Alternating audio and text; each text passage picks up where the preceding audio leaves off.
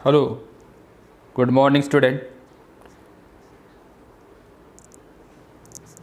कल से JEE वाले की क्लास प्रियंका मैडम ले रही है।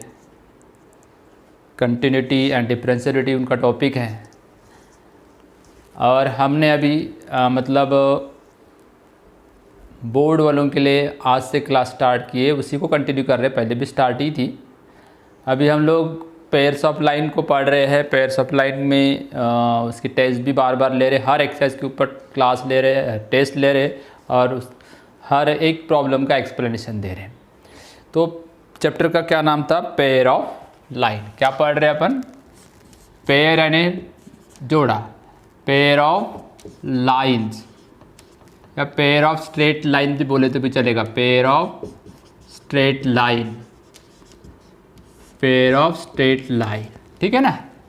अब ये पेयर ऑफ स्ट्रेट लाइन में शुरुआत में क्या क्या चीज़ें देखी, एक एक चीज़ के ऊपर अपन थोड़ा सा डिस्कशन करते। इस चैप्टर का सबसे बड़ा टॉपिक क्या है? Joint equation. क्या निकालना है? Joint equation. जो थ्योरम भी देखोगे तो इससे रिलेटेड ही है। आज जो हम पढ़ने वाले हैं एक्सरसाइज नंबर 3 पढ़ने वाले, एक्सरसाइज नंबर 3 यानी 4th नंबर का चैप्टर, चलिए 4.3 हो गया। इसका मैं एक क्वेश्चन तो पहले भी बता दिया था, पर अभी आज जो बता रहा हूँ वो चीज़ अलग टाइप का है। जॉइंट इक्वेशन यानी क्या? जॉइंट इक्वेशन सिंगल लाइन है, ये कहीं ना कहीं इंटरसेक्ट हो रही होगी L1 और L2 दो लाइन। ओके, तो इस तरीके से दो लाइन का कॉम्बिनेशन, इसलिए इसको कंबाइंड इक्वेशन भी बोल सकते हैं। L1 × L2 = 0। अगर लाइनें ओरिजिन से पास होती है, L1 यहाँ से गई, L2 यहाँ से गई, तो उसका जॉइंट इक्वेशन जो आएगा वो होमोजीनियस इक्वेशन होगा और उसको ऐसा रिप्रेजेंट करते हैं, ठीक है ना। ये भी दोनों लाइन कैसी रहेंगी? पासिंग थ्रू ओरिजिन, ये ओरिजिन से पास होने वाली लाइन रहेगी, तो ये वाला इक्वेशन आएगा, ठीक है। अगर वो लाइन ओरिजिन से पास नहीं हो रही है, ऐसी हो रही, इधर से जा रही L1 और दूसरी L2, ये ओरिजिन से जा रही क्या? नहीं, तो वैसे में जॉइंट इक्वेशन जो आएगा वो जॉइंट इक्वेशन वैसा ही होगा, है ना। पहले फर्स्ट एक्सरसाइज में पढ़े थे। अब इसमें जो जॉइंट इक्वेशन आएगा ये रहेगी not passing through origin, not passing through origin. ये दोनों लाइनें ओरिजिन से पास नहीं हो रही है, तो इसका जो जॉइंट इक्वेशन आएगा वो आएगा इस टाइप से। यहाँ तक तो सेम है। फिर आगे क्या आता है बेटा?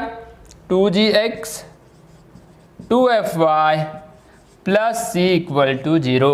इस टाइप का एक इक्वेशन आपको मिलेगा। इसमें क्या था? दो लाइनें कैसी थी? दो लाइनें कैसी थी बताओ? इसमें दोनों लाइनें कैसी थी? पासिंग थ्रू ओरिजिन थी कि नॉट पासिंग थ्रू ओरिजिन?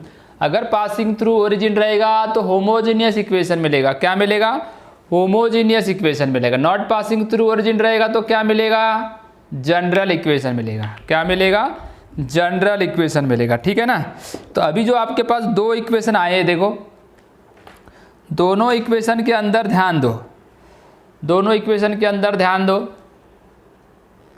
ये जो इक्वेशन आया है इसको क्या बोलोगे? General equation of second degree, second degree in x and y। और इसको क्या बोलोगे? Homogeneous equation of second degree. इसको क्या बोलोगे? Homogeneous equation of second degree in x and y। Clear? ये थ्योरम नंबर 1 था। इसके तो थ्योरम नहीं है, मतलब इसके थ्योरम आपको बोर्ड एग्जाम में आते हैं। इसमें आपको टोटल 4 थ्योरम मैंने बता दी हो, ठीक है। उसमें से सबसे वेरी IMP थ्योरम है उसका tan θ = 2√² - AB/A + B एंगल निकालने वाला। और उसके बाद में सेकंड वेरी IMP थ्योरम कौन सा है? एवरी होमोजीनियस इक्वेशन, मतलब ये वाला होमोजीनियस इक्वेशन हमेशा दो लाइन को रिप्रेजेंट करता है, अलग अलग, इसके सेपरेट इक्वेशन से निकालते थे ना उस टाइप से। Every homogeneous equation represent two line. ये जो इक्वेशन है हमेशा दो लाइन को रिप्रेजेंट करता है, पर ये वाला इक्वेशन हमेशा दो लाइन को रिप्रेजेंट नहीं करता। Always represent, always not represent, always represent two lines, always not represent two lines. उसके लिए एक कंडीशन थी, ABCHGF इसकी वैल्यू 0 आती होगी। इफ़ इस डिटर्मिनेंट की वैल्यू अगर 0 आती होगी तो जनरल इक्वेशन दो लाइन को रिप्रेजेंट करेगा, मगर ये ऑलवेज रिप्रेजेंट करेगा। ये कब करेगा? जब ये केस, ये कंडीशन, ये फॉर्मूला सेटिस्फाई बोलता हूँ मतलब एग्जिस्ट होते होगा। इसको आप वेरीफाई अगर कर दी इस फॉर्मूले को, कोई एग्जाम्पल ने, वैल्यू ने ABCHGF की वैल्यू पुट करने पे अगर वेरीफाई कर दिया तो समझ देना कि वो मतलब दो लाइन को रिप्रेजेंट करेगा। आता है इसके ऊपर वेरी IMP क्वेश्चन होता है, ध्यान रखना, आता ही है एग्जाम में, इसके ऊपर एग्जाम्पल ये आता ही है। इसका दूसरा एक फॉर्मूला क्या बताया था, ABC + 2FGH minus AF² minus BG²। ये पहले वाली क्लास में पढ़ा दिया हूँ, ये सब कुछ पढ़ा दिया हूँ, ठीक है। ये दो लाइनें के बारे में स्टडी है। अब बस इसके और क्या स्टडी थी, इसके अंदर में एक और थी कि ये लाइन है तो एंगल तो बनाएगी, है ना। ये लाइनें हैं तो इनके बीच कोई ना कोई एंगल तो होगा, ये लाइनें हैं तो इनके बीच कोई ना कोई एंगल तो होगा, बराबर है। अब एंगल बिटवीन टू लाइंस का फॉर्मूला वो रहेगा दोनों के लिए, एंगल बिटवीन टू लाइंस का फॉर्मूला वही रहेगा। क्या फॉर्मूला था, tan θ = 2√h² minus AB/A + B, जो वेरी IMP फॉर्मूला है। इसके लिए भी वोच है और इसके लिए भी वोच, एकमात्र फॉर्मूला। फाइंड एंगल बिटवीन आएगा ना तो समझ लेना आपको एक ही फॉर्मूला लगाना है। कंडीशन भी वोच है, परपेंडिकुलर टू लाइंस की, पैरेलल टू लाइंस की, ठीक है। तो ये पूरा मतलब मैंने बता दिया है इस चैप्टर के अंदर में क्या क्या चीज़ें हैं। अब मैं आपको इसमें बताता हूँ कि इसमें क्या चीज़ें आपको आ सकती। चलो ठीक है, मिटा लो।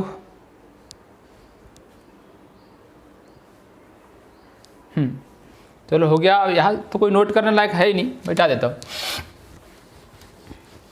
4.3 का क्वेश्चन नंबर 1,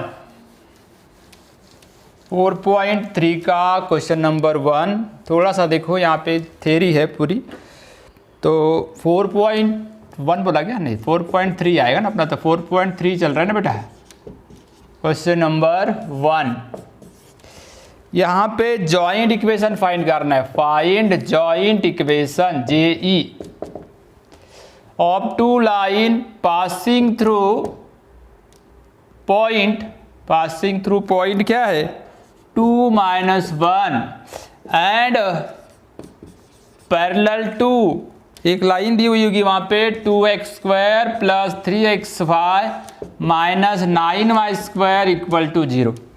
ओके सही लिखा, हाँ ठीक है। यहाँ गड़बड़ हो गया तो फिर आंसर ही गड़बड़ हो जाएगा ना। अब देखो आपको दो लाइनें चाहिए, ये वाले पॉइंट ओरिजिन नहीं है, ये 0 0 है क्या, नहीं, मतलब नॉन ओरिजिन है, मतलब आपको जनरल इक्वेशन मिलेगा। पर ये दो लाइनें जो रहेगी, ये दो लाइनें ओरिजिन से पास होगी। इसके अंदर दो लाइनें देखो ना, डिग्री 2 है मतलब दो लाइनें, होमोजीनियस भी है। तो इसके अंदर की दो लाइन मेरे को क्या करना पड़ेगा, निकालना पड़ेगा आंसर में। सबसे पहले मैं इसको ही लिखा,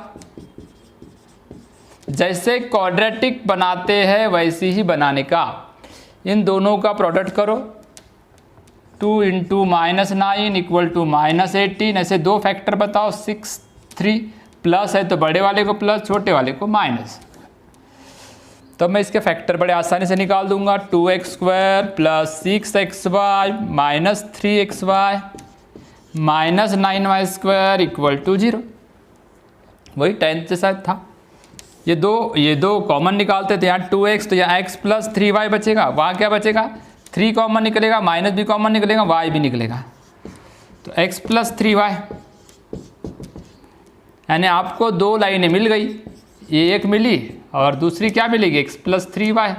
ये दो लाइनें आपको मिल गई, R 2 लाइन्स, इसके अंदर 2 लाइनें बोला था ना, तो ये 2 लाइनें, इनका स्लोप क्या आएगा m1 माइनस 2/3, हाँ माइनस ये भी है तो 2/3 हो जाएगा। कैसे लेते हैं slope? Coefficient of x divide by coefficient of y, तो कोफिशिएंट ऑफ x 2 था, कोफिशिएंट ऑफ y -3 था, ये 2 था ये -3 था और अपने तरफ से और माइनस लेने का, तो 2/3 आएगा। इसका स्लोप क्या आएगा m2, coefficient of x coefficient of y और माइनस, तो ये निकल गया स्लोप। बट रिक्वायर्ड लाइन जो है ना आर, रेड लाइन में लिख दिया पैरेलल, रिक्वायर्ड लाइन पैरेलल है, मतलब देयर स्लोप्स आर वही रहेगा, स्लोप 2/3 और दूसरे लाइन का स्लोप 1/3। अब आपको मालूम है स्लोप भी मालूम है, हाँ पॉइंट भी मालूम है, तो कौन सा फॉर्मूला लगाओगे? By slope point formula, by slope point formula.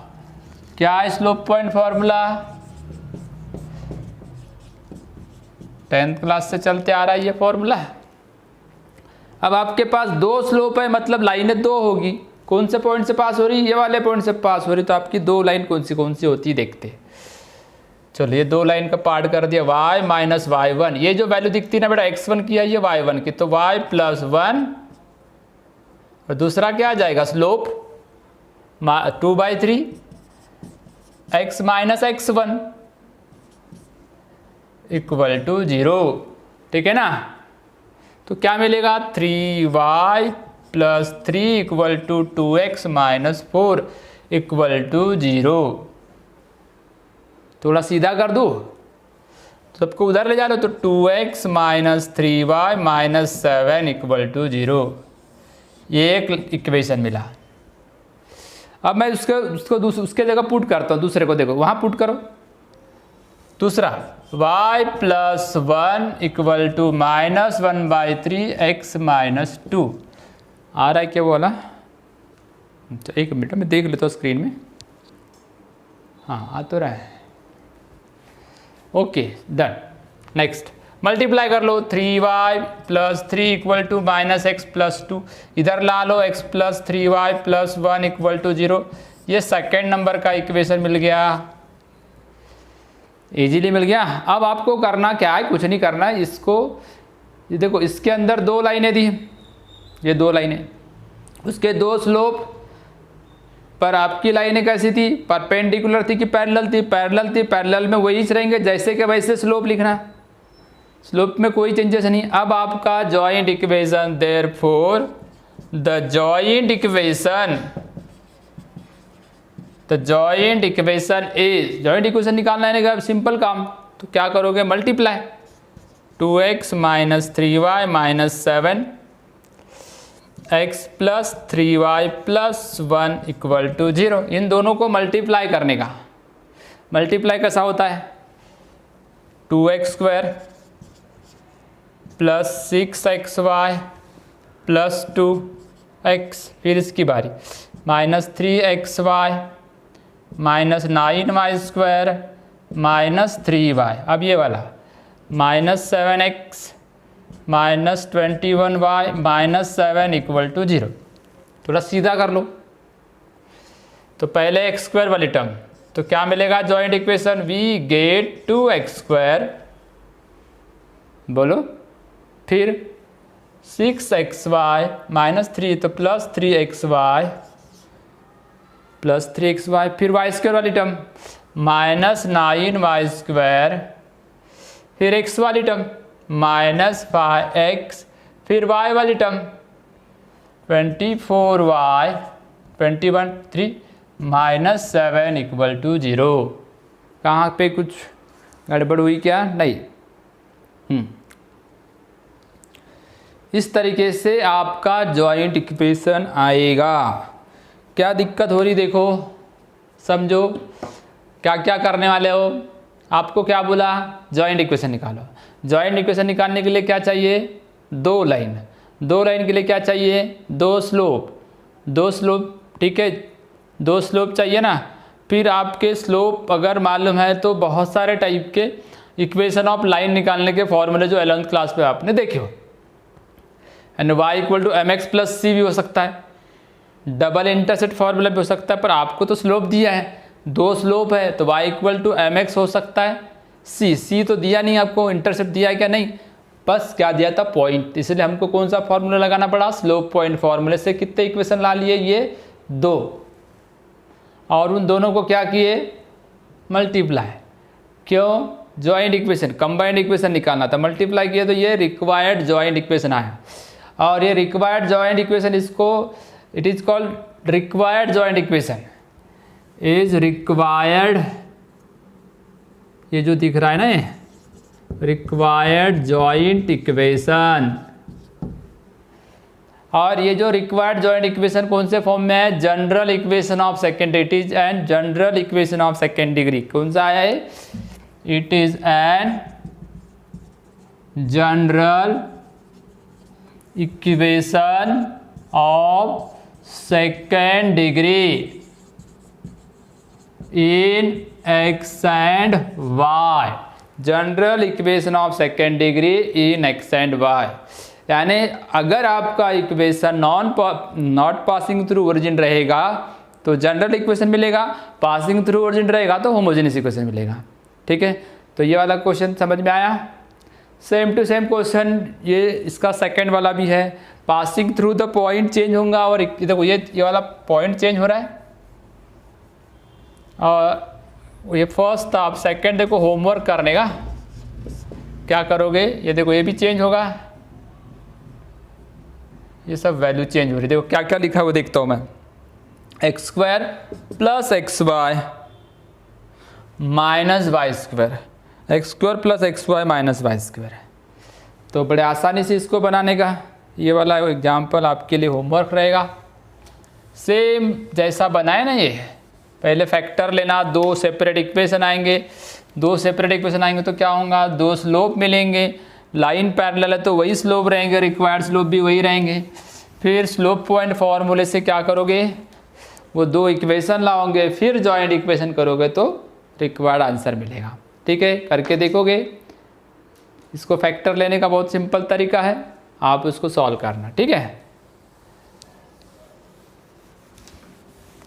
अब हम इसमें, अब ये हो गया जॉइंट इक्वेशन निकालना, दूसरा क्या होता है, जो जॉइंट इक्वेशन है उसका सेपरेट इक्वेशन निकालना।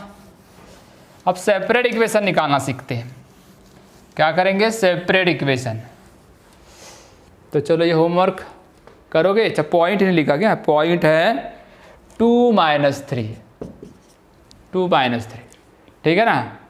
ये क्लास में यही प्रॉब्लम रहता है, कोई मतलब बताने वाला नहीं रहता, ये लिखे नहीं वो नहीं लिखे, तो कुछ चीज़ें छूट जाती हैं, तो अच्छा हो गया था, जितना ध्यान गया उसमें पूरी चीज़ें बताएंगे, ठीक है। अगर कुछ ऐसा लगा आपको तो आप मेरे को मैसेज कर दे जाओ, मैसेज तो बिल्कुल नहीं कर रहे हो आप लोग, पता नहीं क्या कर रहे हो, एक सिंपल सा मैसेज करो, ऑल इज़ वेल और नॉट, सही चल रहा है या नहीं चल रहा है, इतना तो काम कर दो, चलो ठीक है, ओके। अभी हम इसके बाद वाले क्वेश्चन, उल्टा क्वेश्चन, अभी तो हम जॉइंट निकाले, अब जॉइंट को पहले जोड़े, अब तोड़ेंगे। अब देखो जोड़ने के बाद तोड़ना इजी है कि जोड़ना इजी है, आपको समझ में आ जाएगा। क्वेश्चन नंबर 3 है। अब तुम क्वेश्चन नंबर 2 मैंने इसके पहले वाले क्लास से बताया था, वो बीच में थोड़ा सा कॉम्बिनेशन बराबर नहीं किया है टेक्स्ट बुक में। क्वेश्चन नंबर 2 मैंने पहले बताया था इसके पहले वाले क्लास में, और एक बार बताऊंगा, आप उसका टेंशन मत लो। फाइंड सेपरेट इक्वेशन, क्या निकालना है, सेपरेट इक्वेशन।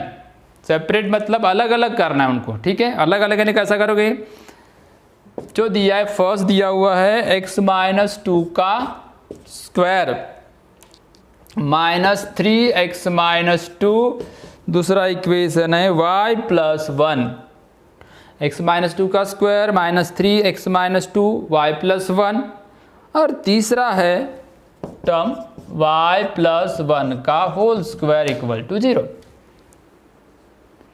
एकदम सिंपल फॉर्मेट है, देख लो।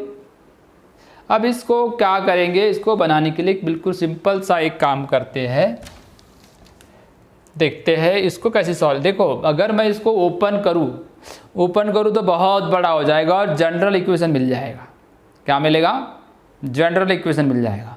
अगर जनरल इक्वेशन के सेपरेट इक्वेशन निकालना पॉसिबल नहीं है, बहुत दिक्कत वाला मामला है। हाँ, बस चेक कर सकते हैं कि उसके अंदर 2 सेपरेट इक्वेशन है क्या नहीं है, मगर 2 सेपरेट इक्वेशन निकालना बहुत डिफिकल्ट काम है। ओके, तो ये जो दिख रहा है जानबूझ के देखो, उसने x-2 लिखा, x-2y+1 दिख रहे हैं ना आपको। इसको अगर आपको इजी करना है ना तो इसके जगह कुछ तो भी लेना पड़ेगा। यानी ये देखो, ये जो दिख रही है ना टर्म, ये जो टर्म दिख रही है, ये सेम टर्म दिख रही है, दिख रहा है ना। इसके जगह कुछ तो भी ले सकते हो, अल्फ़ा ले लो या बीटा ले लो या p या q ले लो। तो इसके जगह अगर p लिया, इसके जगह q लिया, मतलब late x-2 equal to p और y+1 equal to q। Then the given equation reduce in this form. कौन से फॉर्म में रिड्यूस मिलेगा आपको? कैसा मिलेगा? देखो, सिंपल p², ठीक है ना, फिर -3pq plus 2q² equal to 0। अभी आपको फिर से होमोजेनियस इक्वेशन मिला p और q के फॉर्म में, और homogeneous equation always represent 2 line, मतलब इसके अंदर 2 लाइन आसानी से मिल जाएगी। तो इसके फैक्टर क्या लेंगे? p², यहाँ 2 है तो -2pq minus pq plus 2q² equal to 0।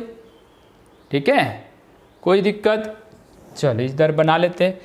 p को कॉमन निकाले तो p-2q और q को कॉमन निकाले तो p-2q। ठीक है, इतना तो क्लियर हो गया। p-q equal to 0, p-2q equal to 0, मतलब p इक्वल टू कितना आ गया? q आ गया और q है, और यहाँ p इक्वल टू 2q आया। अब ये सेपरेट इक्वेशन तो है, पर p और q में आपको अलाउड नहीं है ना। आपका क्वेश्चन x और y में था, तो आपको x और y में लाना पड़ेगा, वापस कर दो। तो देयरफॉर p यानी x-2, q यानी y+1। तो देखो x y को इधर लाओ और 1 को भी इधर लाओ, तो ये -3 इक्वल टू 0 ये मिल गया फर्स्ट सेपरेट इक्वेशन। दूसरी कंडीशन क्या है? p equal to 2q, p equal to 2q, p यानी x-2, 2q यानी डबल 2y+2, तो यह आ जाएगा x-2y, उसको इधर ला लो, -4 इक्वल टू 0। तो ये मिल गए आपके 2 separate equation, R1 and 2 are 2 separate equation, और 2 सेपरेट इक्वेशन। x-y-3 एक है और दूसरा x-2y-4। ठीक है ना? क्या क्या नोट करोगे यहाँ पे? सिंपल है, इसमें कुछ भी ज़्यादा सा बहुत डिफिकल्ट नहीं है, यहाँ कुछ भी करना नहीं है आपको, इजीली आपके समझ में आ जाएगा। ठीक है, नोट करो फटाफट।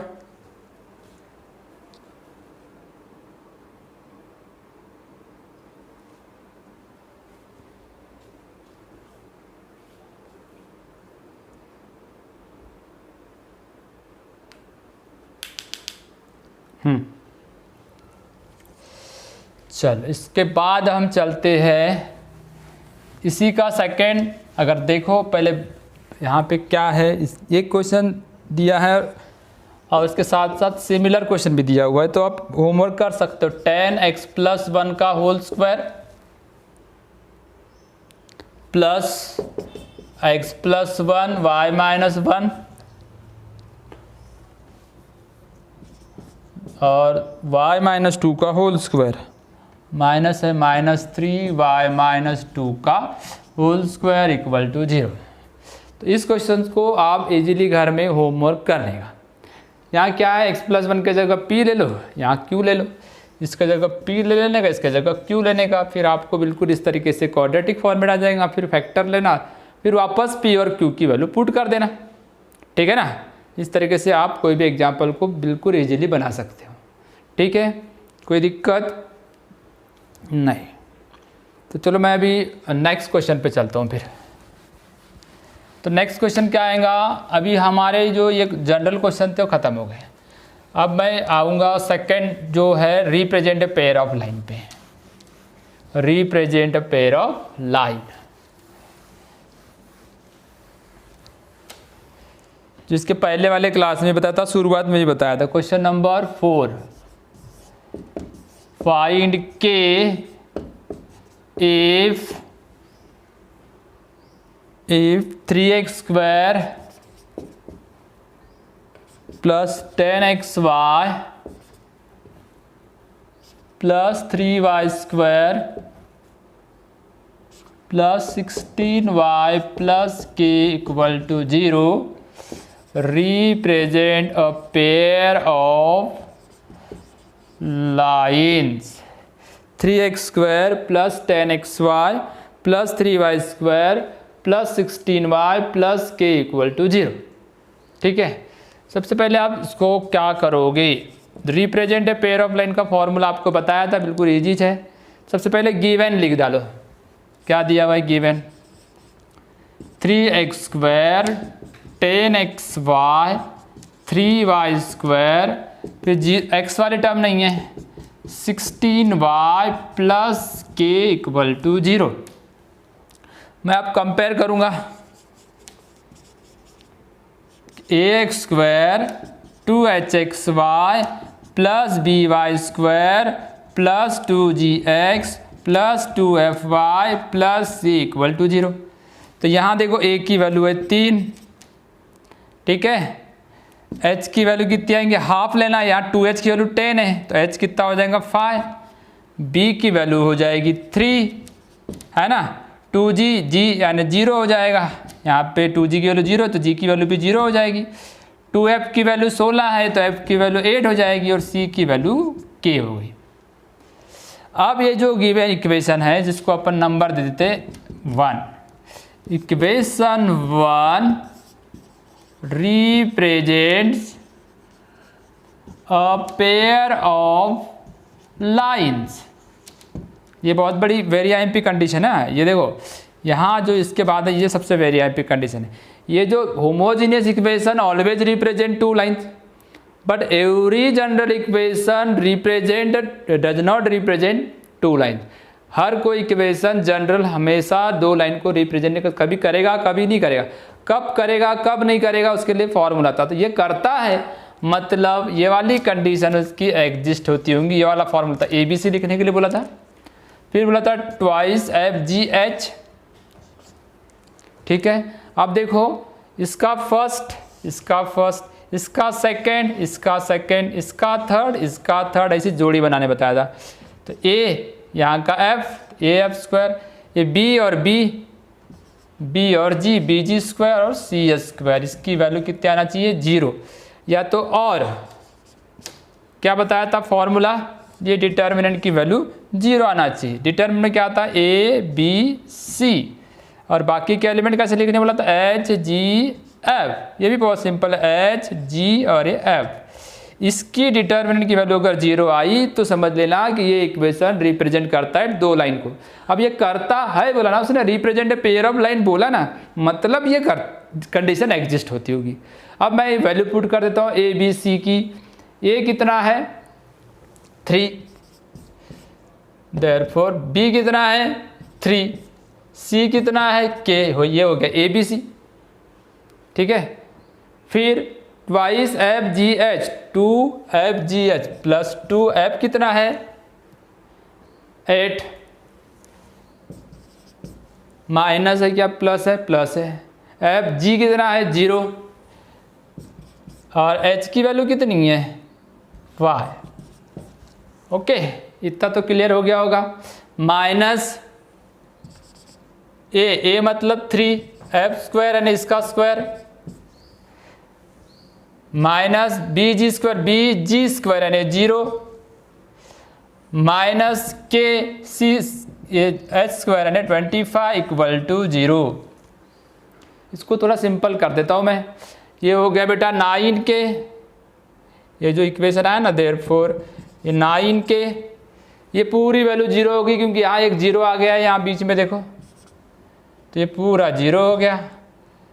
3 × 64 ये 0, माइनस 25K इक्वल टू 0। ठीक है, दिख रहा है क्या उधर का?